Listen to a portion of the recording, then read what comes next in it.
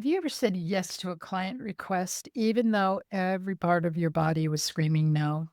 Maybe it was a late night message, a rescheduled call, or just one more thing added to the scope of your work. You tell yourself, if I don't say yes, I might lose them.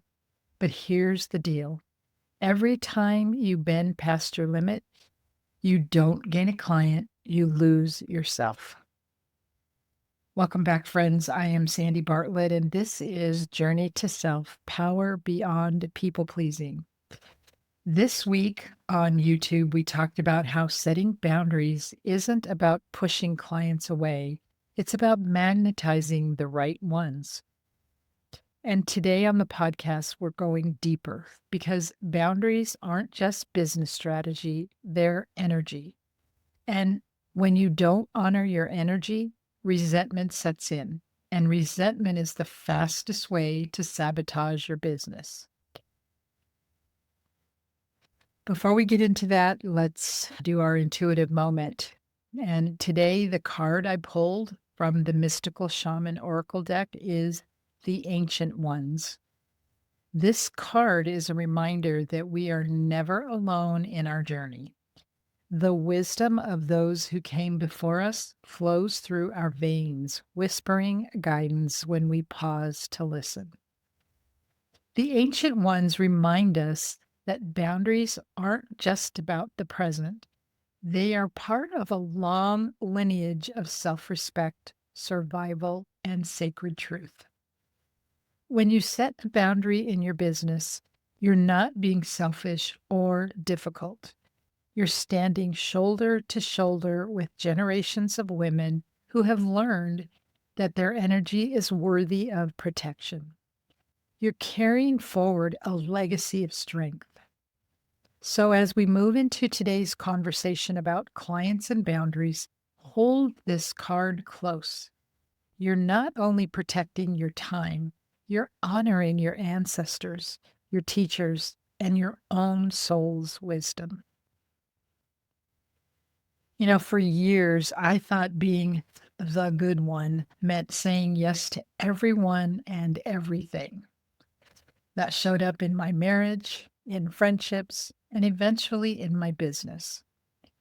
One of the hardest lessons came when I was juggling too much at once, working full time, building my business, and still carrying the old belief that everyone else's needs came before mine.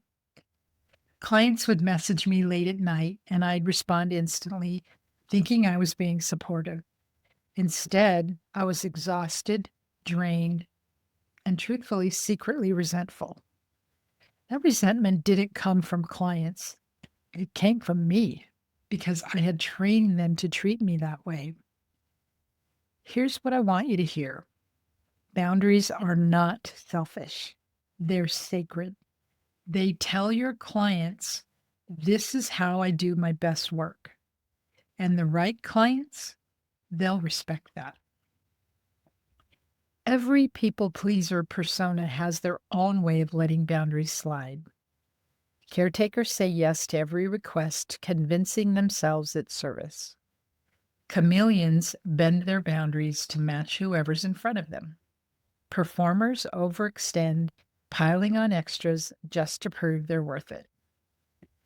Peacemakers avoid saying no, drowning in obligations to keep everyone happy.